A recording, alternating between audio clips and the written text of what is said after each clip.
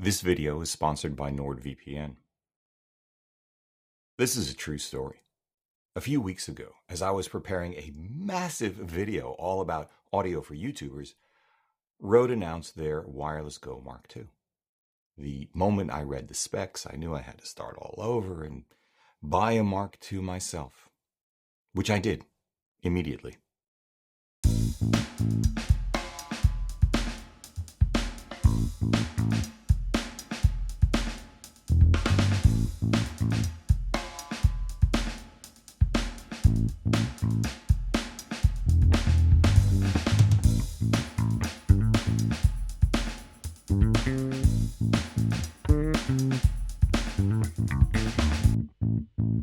Hey everybody, I'm Hugh Brownstone for 3 Blind Men and an Elephant, and I'll just cut to the chase. If you can afford only one microphone for your YouTube endeavors, possibly your documentary endeavors, RØDE's new $300 Wireless Go Mark II is the one to get. Buy it.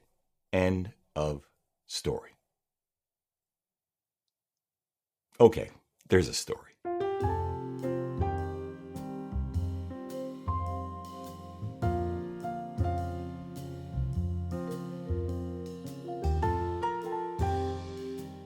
Here's the thing, the key, the one thing you need to know about audio.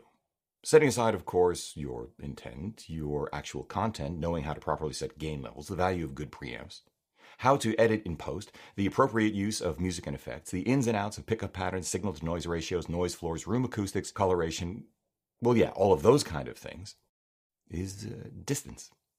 As in distance from the mic. As in, the closer you are to the mic, all else being equal, the better you will sound.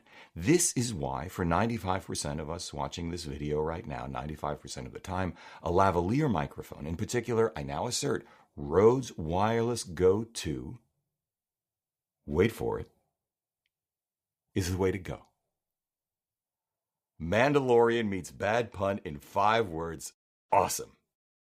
More directly, the Go 2 is a dramatic update of the original with all of the original's reliability, ease of use, minimal size and weight, information display goodness, now buttressed with a dual-channel receiver within the same physical envelope as the original. For the first time, the capability of recording internally to each receiver, rendering distance and interference concerns essentially moot, even though in theory both have been improved. The ability to record a second safety track, rendering clipping concerns essentially moot. At a price point that pretty much paints a target on the back of every wireless system of which I'm aware for all but the most demanding high-end scenarios, all wrapped in a very elegant and simple app. Of course, if you're truly never more than arm's length distance from your camera, well, okay, fine. An on-camera mic like RØDE's very popular $60 Video Micro or Sennheiser's new and very sexy $100 MKE200 is even better. If you're only recording one person at a time. And there are other alternatives. But before we go into more details, including the competition, I want to give a shout out to NordVPN for sponsoring this video. It's more than a bit related, actually, as the world slowly wrestles the pandemic under control and we can once again begin to travel, especially internationally. Distance, this time one's distance from home, along with a different kind of interference, are darned good reasons to consider a VPN, a virtual private network, on your laptop and phone. That's because if you're at all like me, traveling internationally for business or pleasure means you are constantly accessing the web. Email, streaming, directions, translations, searches, more. I worry about 3 things beginning the moment I arrive at the airport and hop onto the airport Wi-Fi. First, I'm concerned about the risk of my data being compromised, whether it's credit card numbers or search history. Heck, I worry about it in hotels right here in the US. Second, once I've arrived in a foreign country, I also worry about slow internet speeds, well, I do that here too, and the aggravation of being unable to access my fully paid for and above-board streaming subscriptions for services like Disney, Hulu, and Netflix because of geographic restrictions. Lastly, now, this was only ever an issue for me once many years ago, but I remember it well. I'm very concerned about traveling in a country where government restrictions on internet access are downright frightening. A VPN addresses all of these issues, and the best of them do so with integrity, economy, ease of use, and little decrease in speed. with over 7,000 reviews on Apple's App Store with an average rating of 4.5 out of 5 stars, and top marks from the likes of PC Magazine, VPN Mentor, and many more. Never mind the blah-de-blah, 5,500 servers in 60 countries, 24/7 customer support, unlimited bandwidth, and a 30-day money-back guarantee. It's easy to say that NordVPN should be at or near the top of your list of VPNs to explore. The better news, because they're sponsoring this, is that for NordVPN's birthday, every purchase of a 2-year plan will get you 1 additional month free and a surprise gift. So if you're interested, hop over to https://nordvpn.com/Hugh to learn more, and be sure to use the code Hugh. Here's the story. Competition is a good thing. So is experience and track record. Back in January 2015, RØDE did much to democratize a new wireless mic segment, an end run around changes in spectrum availability initiated by the FCC on the one hand, and on the other hand, the higher prices and ease of use limitations inherent to traditional workhorse wireless systems like those from Sennheiser and Sony. They called their new product the RØDE Filmmaker Kit, maybe you remember. The $400 RØDE relied on the same frequency hopping spread spectrum technology previously used not in cell phones, but wireless phones. Remember those at home? And during World War II, anti-jamming military applications, one of which just happened to be patented by, I kid you not, Golden Era Hollywood actress Hedy Lamarr in 1942 under her married name. Unlike traditional UHF systems, the RØDE Filmmaker Kit suddenly obviated the need to find a clear frequency. It eliminated futzing with channels and banks or worrying about certain frequencies being taken out of circulation.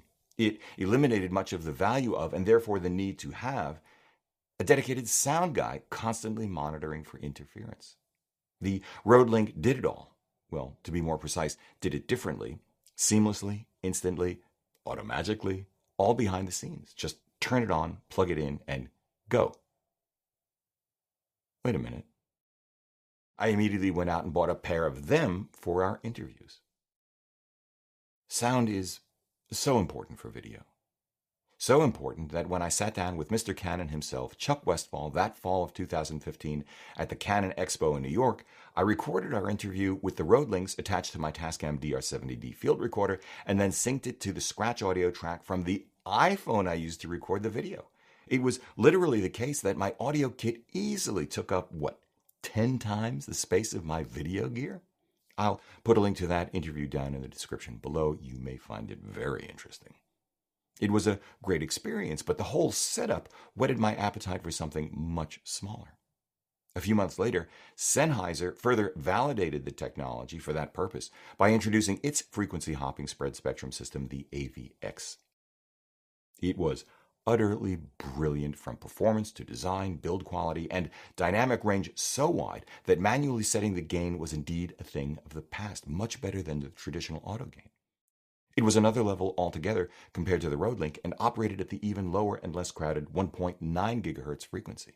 But at $700 to $900 a pop, depending on mic, the AVX was much more expensive, conceptualized first and foremost as a true professional alternative to its own traditional wireless mics, beginning with its XLR-centric design. I didn't even learn about the AVX until after we bought our GH5 in 2017, but that's precisely when we fell in love with it. Connected to Panasonic's XLR mic adapter, which in turn connected directly to the GH5 via hot shoe, it was a revelation. No wires, no external recorder, interchangeable, rechargeable batteries. Tiny. It was industrial art. I wanted it, but I couldn't justify the expense. Fast forward 4 years. Now it's February 2019, and Sennheiser gets the jump on RØDE, announcing a new, much less expensive at $300, 2.4 gigahertz FHSS system they call the XSW. For a brief shining moment, I think this will be the next thing we plug into our XLR mic adapter. But for what we do and how we do it, the XSW feels too decontented in pursuit of a price point. No display, only a single multi-purpose LED. A non-rotating XLR connector that, when attached to our XLR mic adapter, hides that LED from view. a 5-hour battery life, and as if that wasn't bad enough, we quickly learned that it can often overload a camera's preamps with no recourse. This and more give RØDE the room it needs to steal the show just a few months later when they come out with their follow-up to the RØDE Link, the original wireless Go. It is literally 1/10 the size of the RØDE Link, all of 2.1 cubic inches compared to almost 23 cubic inches, 1/9 the weight when you include the pair of AA's required by the RØDE Link, and half the price. Yeah. RØDE does this by reconceptualizing a wireless mic system, beginning with integrating a mic inside the transmitter itself. This eliminates the need, but preserves the option for adding a wired lav. But more importantly, they are able to shrink the componentry, including a switch from AA's to a much smaller, internally sealed, rechargeable lithium-ion battery. Unlike the XSW, the Go's internal battery lasts 7 hours and includes an informative display, which, in the heat of a shoot, is especially important for a one-man band, for $100 less than the XSW. I buy a pair of the wireless Go immediately and don't look back.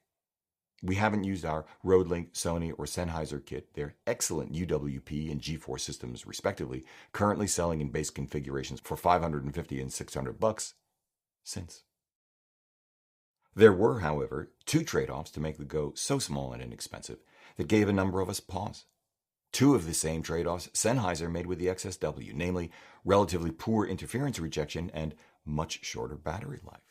Some reviewers found that all it took was turning one's back to the camera to induce dropouts. Maybe you remember that. Though I personally never experienced that particular problem per se, I did learn in our torture test that it wasn't nearly as performant as the RØDE Link or AVX, and neither of those was in turn as performant as Sony's UWP or Sennheiser's G4 EW series. On the other hand, fair enough.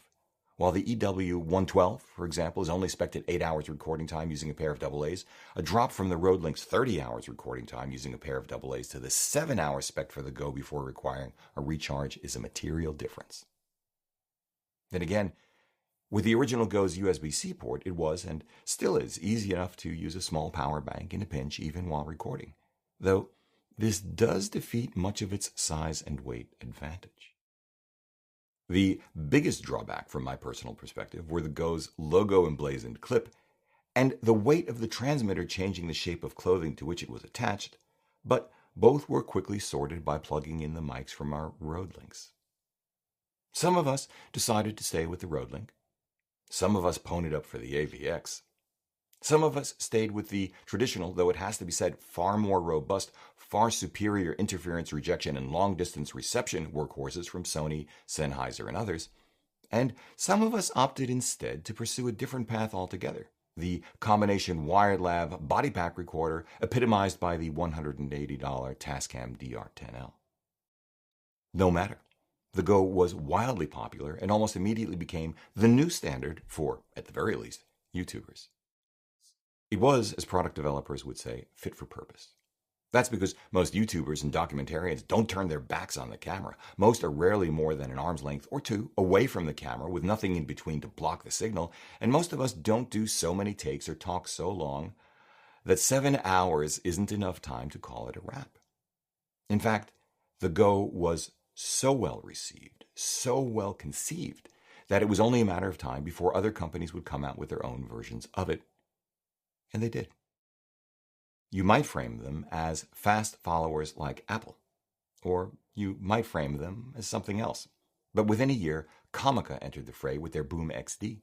Saramonic first developed their original Blink 500 and quickly followed that with their upgraded Blink 500 Pro. Both companies hit RØDE on features and price. They offered tiny, dual-channel receivers with informative displays and included a standard and optional wired mic for each transmitter. Suddenly, the wireless Go seemed expensive and laggardly. You'd need to buy a pair of Go's to replicate the functionality of these new competitors at a total cost of just about $600. $400 plus another $160 for a pair of their sold separately Go Labs, very nice, along with a cold shoe mount. Meanwhile, you could have instead the Comica Boom XD with dual-channel receiver and 2 transmitters with wired labs for $250. The similarly configured Saramonic Blink 500 Pro at $300. We're talking half the price of the RØDE. Their displays were equally informative, if not as elegant. They used sealed rechargeable batteries too. They even offered dedicated, even tinier, dual-channel smartphone receivers. Yeah, baby. RØDE's efforts in the meantime? A white wireless Go, a dual-mount cold shoe for the wireless Go, a magnetic clip for the wireless Go, a reporter stick for the wireless Go. You see where I'm going with this? All of this is to explain why, a few weeks ago, in spite of the Go's superior industrial design and build quality, I was getting ready to tell you that the excessively priced, frequency-hopping, spread-spectrum king was dead. Long live the king. And that over in the neighboring kingdom of wired lav body pack recorder combos, to mix metaphors, Zoom's $150 F2 with 32-bit float, and optional remote control and monitoring Bluetooth app-controlled upgrade, the $200 F2 BT, were the new sheriffs in town. But then two things happened. First, it turns out that neither the Saramonic Blink 500 Pro nor Comica Boom XD are as reliable as, nor have the range and interference rejection of, the original Go, which frankly surprised me. They'd done well in real-world use here in the Batcave, though no, at less than 6 feet with an unobstructed sightline, that's not a hard test. But when I connected them to our Mix Pre 3 Mark II for our outdoors torture test, they didn't hold a candle to the original Go. The performance was so poor that I expected something else was happening. I swapped out cables, I recharged batteries. This seemed to result in a noticeable improvement in the Comica. Maybe a bad cable, maybe a poorly calibrated battery life indicator, but it still wasn't as good as the original Go. I suspect something else was going on with the Blink 500 Pro. As a further test, I connected an earlier model, the original Blink 500 with iPhone receiver, into my iPhone, and sure enough, it did better than the Pro. Still not as good as the original Go, however. Which is a shame, really, because between the two, Comica and Saramonic, I much preferred the industrial design, build quality, and display of the Saramonic, Comica's even more aggressive pricing, insufficient compensation to change my preference. I was especially impressed with Saramonic's ambition, and have a sense that they are a company to watch. Not only did they add a display to the Pro the original lacked, not only did they make the Pro smaller than the original at the same time, they included a really well thought out charging case that sets a new standard in the industry, at least in my experience.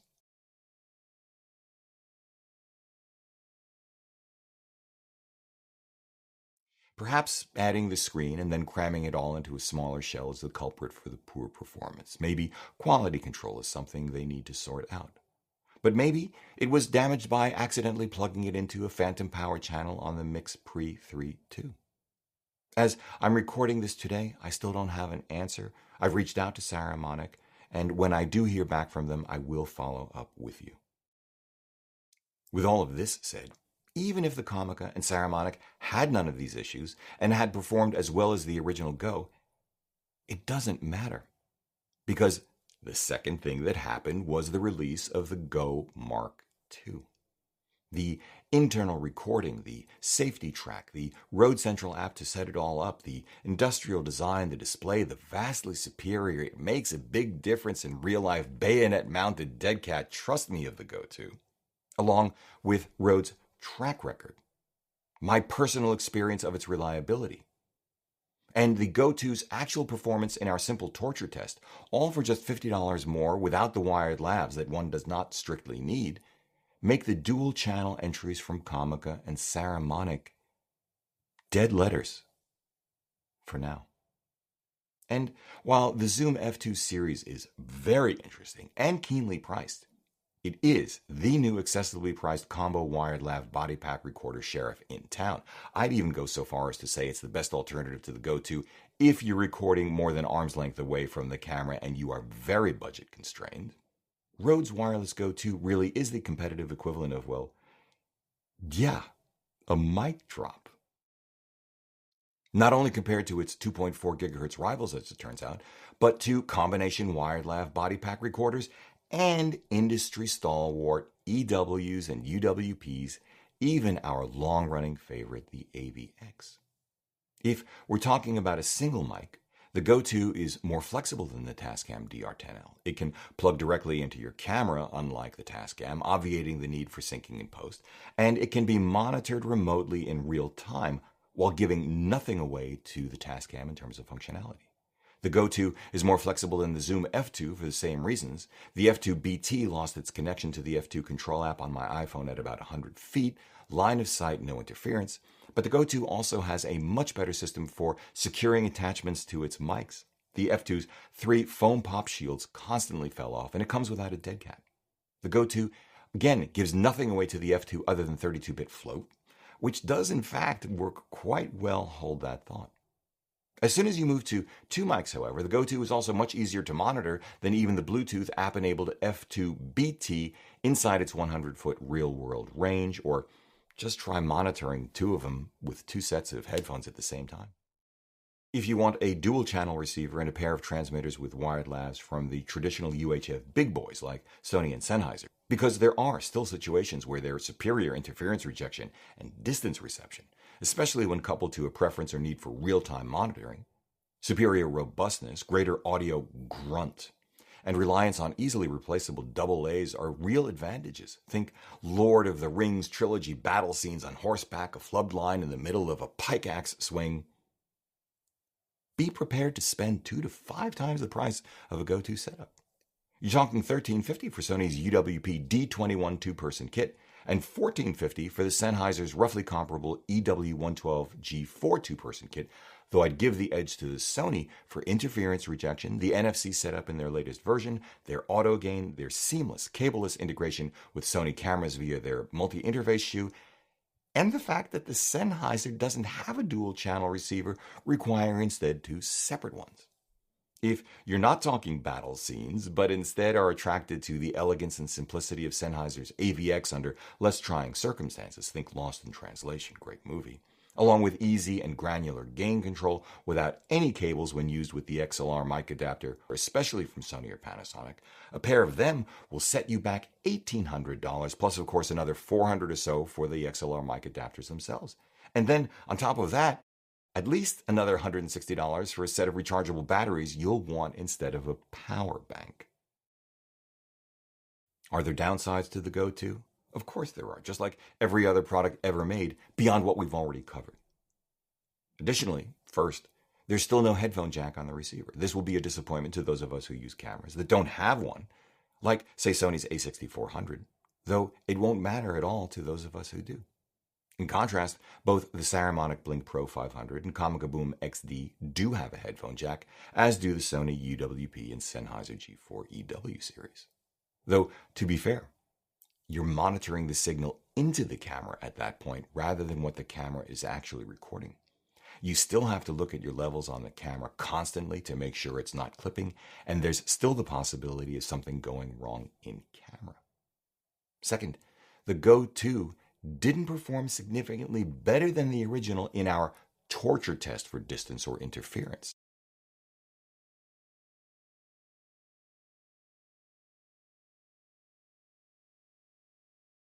Can it go an extra 100 yards on the beach?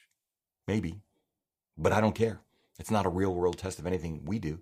And the beach test was fun, but basically, in retrospect, pointless. It's too far away. There's no electromagnetic interference there, and you can probably measure line of sight in miles. The farthest I've ever been from a camera with a wireless mic was, in fact, across the street downtown in New York City. Third, less a downside than a future opportunity. The Go 2 doesn't have 32-bit float like the Zoom F2 and the Mix Pre 3 Mark II for that matter, which could be a nice upgrade from the safety track. I was impressed by how the Zoom F2 operated with no manual gain setting whatsoever.